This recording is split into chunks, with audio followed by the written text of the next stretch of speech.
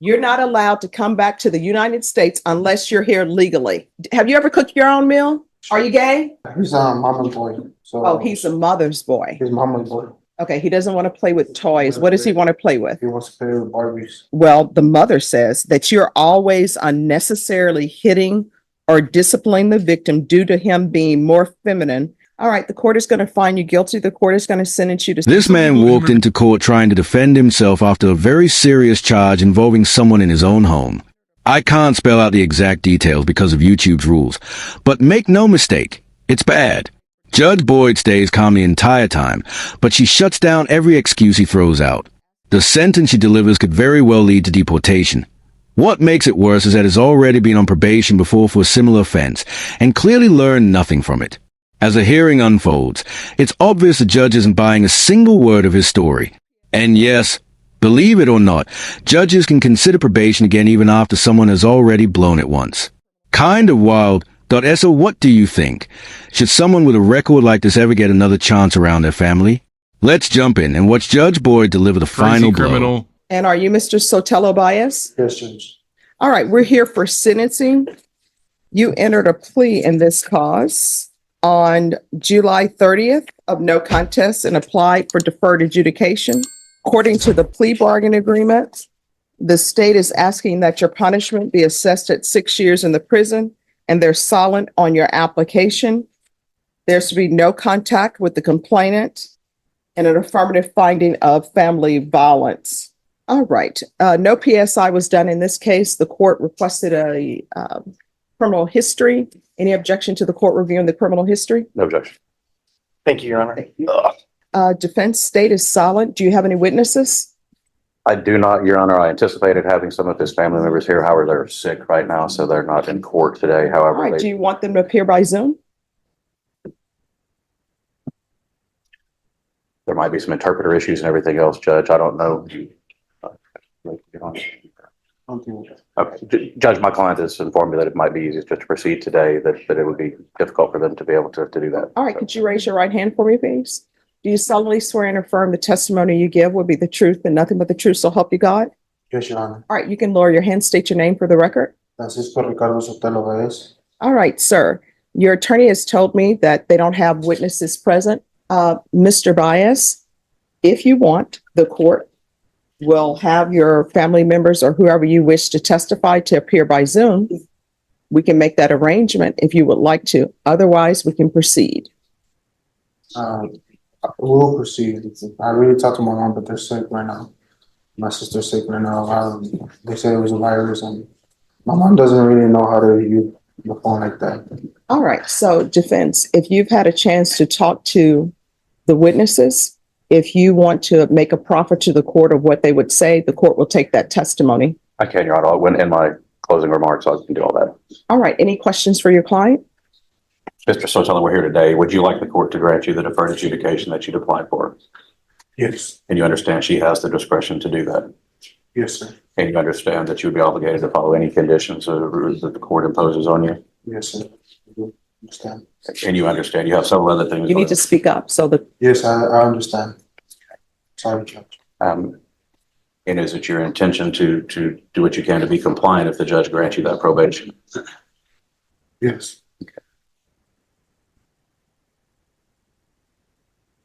You've accepted responsibility by entering a plea before this court. Do you, can you kind of, the right way, explain to the court what you're asking for today? I would really want you to give me a second chance to redeem myself. I just had a newborn that was born on June 23rd. I want to be out there for my family. I'm 23 years old with 5 kids. I have 5 kids right now with the same girl. I really want to be part of their lives. I don't want to go away to prison and show my kids that I could be a role model for them. And also, I help my mom and my dad out to pay rent as well. I'm always working for them too, take care of my little brother también. And I would really want a second chance. I'll I promise you I won't mess this up. I wonder how honestly many- wonder how many times Judge Boyd has had to sit there listening to someone rambling like they accidentally stumbled into a felony. If I were her, I'd be thinking, "Sir, you had your entire life to make better choices. Now you want mercy after the damage is already done." And let's be real, 6 years is actually light when you look at what could have happened here. With deportation potentially on the table, you'd think he'd show at least a little humility instead of playing the victim. Make that make sense. This guy is basically speedrunning his way out of the country and still wants sympathy on the way out. And don't even get me started on the "my childhood made me do it" defense. If that excuse worked, half the internet would be locked up. Let me know what you think. Does that even come close to a real excuse? Now let's get back to it. It's my first felony I have, and I'm not gonna mess this up. It's my first and last felony. I'm again. I've been trying to change my life around, going to church and in jail. I really want. I want to see if you could please help me out with this. My bad. My English is a little. I know more Spanish, but Oh, no. Do you need, here's the thing. Do you need an interpreter? Because I want to make sure. I understand. It's just that English. I speak it too, but right now, because I'm in front of you, I get a little bit nervous. Well, let me just tell you, there's no need to be nervous in front of me. There's no need to be nervous about your English. I always say people who speak more than one language are very intelligent because learning a second language is very hard. And people tell me that the English language is one of the hardest because you have two TWO, TO, TOOO, and it's all pronounced two. So if you want an interpreter to be brought down, it will take us probably 5 minutes to get an interpreter here. If you would feel more comfortable speaking in Spanish, we can have an interpreter to come down. It's not a problem. That's fine, Your Honor. Okay. I'm good speaking to you. My bad. It's just that I really get nervous. No problem. Any other questions? You got all pass at this time. All right. Any questions? No, no questions from the state, Your Honor. All right. I have some questions. Yes, Your Honor. All right. So the child you hit, how old was that? She's 2 years old. 2. All right. And you say she, but in the police report, it says son. Yeah, well, I have 3 daughters and 2 sons now. All right. So the person that you hit in this case, It's a he. I'm sorry. It's a he. I'm sorry. What? It's a he. All right. And how old is he? He's 2 years old. All right. So why is it in the police report? This is what they said. You texted his mother and you said, "You're not going to like what I just did. I hit your son." Why are you calling the child your son? Because well, it's our son. It's our son. It's my biological son. Or like, But why you just, Yeah, it's baby's. He's mama's boy. So oh, he's a mother's boy. his mama's boy. So Okay. he's always. I told her. She told me the same with my daughters because my daughters are daddy's girls, you know. Okay. And So why are you hitting the 2-year-old? What was the reason? I had a lot going on today. I had got into a fight with my family members. My wife was in the hospital. So you get in a fight with your family members. Your wife is in the hospital. So how does that translate you to hitting a 2-year-old? I did wrong. I know I did wrong. No, I mean, what I'm trying to figure out what was the cause. I wasn't there. What happened was that with my son, I'm a little bit tough with him because basically he was my only boy. He was surrounded by girls, and You're a little bit tough with the 2-year-old. Okay. yeah, and I would want to play with him. I would want to play with him with the cars. I'll buy him cars. I'll buy him robots, boy toys, but he didn't want to. He wouldn't want to play with toys. Okay. He doesn't want to play with toys. What does he want to play with? He wants to play with Barbies. I'm all Listen, for parents setting boundaries, but this situation is ridiculous. A toddler who can't even talk yet picks up a Barbie because his sisters are playing with him, and this guy completely loses it. Like, dude, toddlers don't have agendas.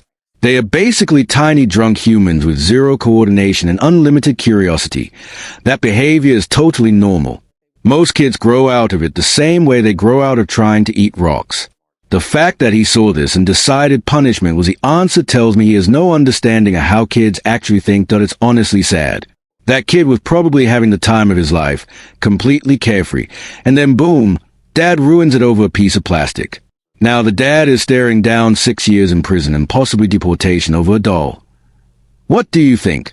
Was this guy way out of line or what? All right, so he wants to play with Barbie dolls. So that was your issue with him. And then my wife and my mother will tell me my son was gonna be gay.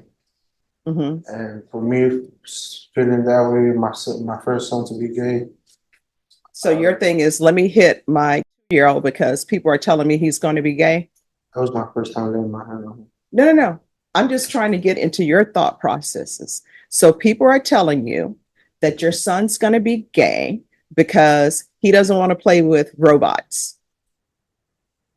So let me ask you this. Would G.I. Joe, those toys, because those are dolls, would that be an issue? I don't know what G.I. Joe is. Oh, okay. I'm showing my age. Nobody, Snake Eyes? What? Well, you do know they have Ken.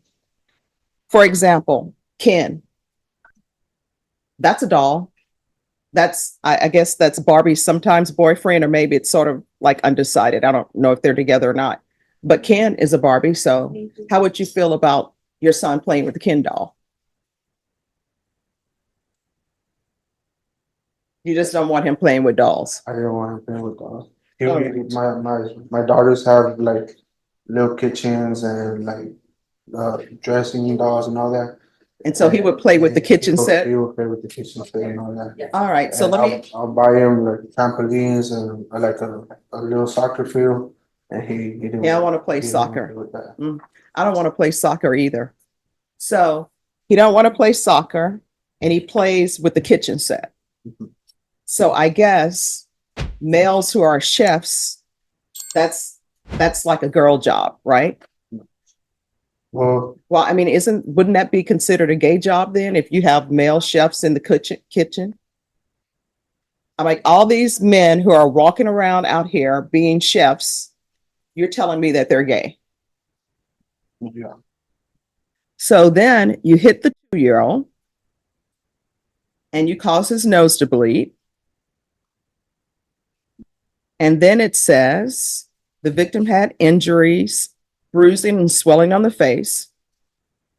And they say you sent a text message and said that you hit the victim 4 times in the face by slapping him. In what world is it okay to slap a 2-year-old in the face? What did you think you were teaching him? Nothing. Like to be afraid of you? No, not really. I mean, did you think the 2-year-old was not going to be afraid of him? Because 2-year-old, I don't think he's 6 feet tall. You're standing over him, slapping him. Did he cry when you slapped him? Yes, Your Honor, he did. All right, when his nose is bleeding, you continued to slap him. Did he continue to cry? Well, I don't really remember his nose bleeding, Your Honor. Did you get him some tissue? Did you clean up his face? Did you apologize? End of his face. I spoke to my wife. I apologized to her. No. And I Did you apologize to the 2-year-old? Yes, I heard them. And did you apologize to your daughters if they were at home and witnessed that? My daughters were in the other room. They were in the other room? Yes. So you think they don't hear him crying? Do you have like a west wing and an east wing to your house, like Dallas? No. Like South Fork? I apologize to all my kids, Your Honor. I know that I have an older daughter that she's 5. And All right, it says here that you stated that the mother says that you're always unnecessarily hitting or disciplining the victim due to him being more feminine and wanting to toughen him up. So you think you beat up a 2-year-old by toughening him up, because that's what this is. You beat up a 2-year-old. You beat up a 2-year-old.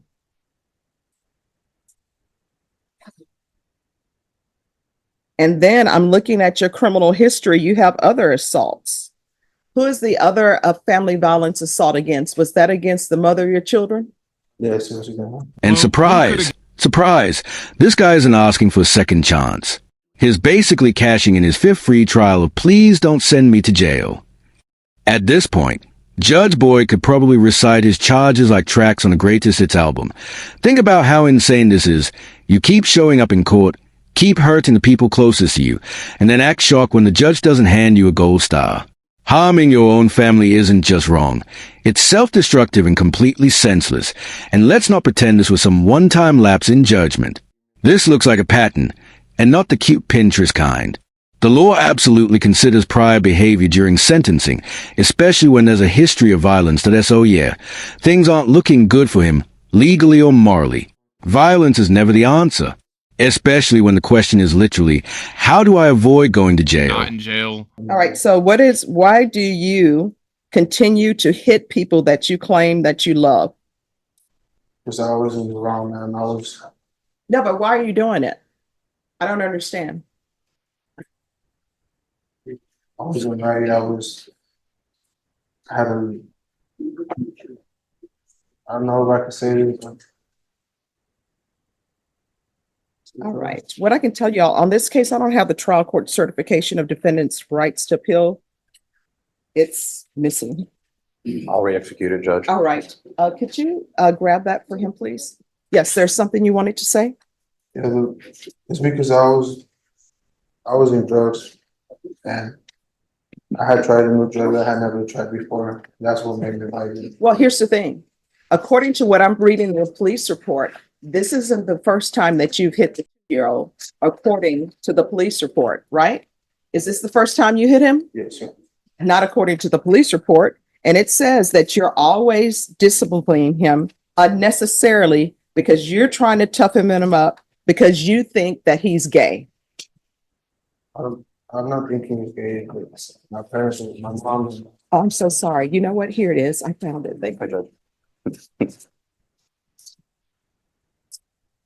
And then what kind of grandparents does he have in his life if what you're saying is true, where they're like, toughen him up. We don't want a gay grandson. What kind of nonsense is that? Oh, he's grandma's boy too. So in But your, it was just to get me mad. well, here's the thing. In your son's 2-year-old life, he's already had trauma and drama caused by you. So now he thinks men I are really, going to beat him up. Any other questions? No, Your Honor, just argument. All right, I'll hear argument. Your Honor, obviously, the facts are not the best. My client did make some pretty grave errors in his dealing with his 2-year-old son. He's learned that as in our conversations, and as you said, in jail since this happened. Judge, his family has been involved. I think they would be a great support system. I think they understand the significance of what has happened. I'll point out that my client is 23 years old and has 5 kids, Judge. Probably hadn't had any formal training. If there's drug issues, if there's domestic violence issues, there's a lot of different programs within the probation department, like the BIF program and drug counseling and TAP evaluations that can focus on that to ensure that he has a chance to be successful on probation, Judge. In addition, Judge, my client is not a citizen. There's been a PDA consultation with the Managed Assigned Counsel program. Knowing that my client is still before this court and asking for some leniency, but Judge, he also has a pending ICE hold. It's a fact. So Sorry, a pending what? ICE hold, Judge. There are proceedings going on. He will visit an immigration judge after this is done. So if he is granted probation, he still has that to deal with, Judge. But we're just asking that he be given an opportunity to learn from his very poor decisions that he made. He's been very straightforward with the police, with all the reports, and with this court today. Whether it's right or wrong, he clearly needs to learn to how to raise children better. And I think the programs that the probation could offer in any reasonable condition that the judge would want to impose would be able to assist him in learning so that this cycle doesn't happen again.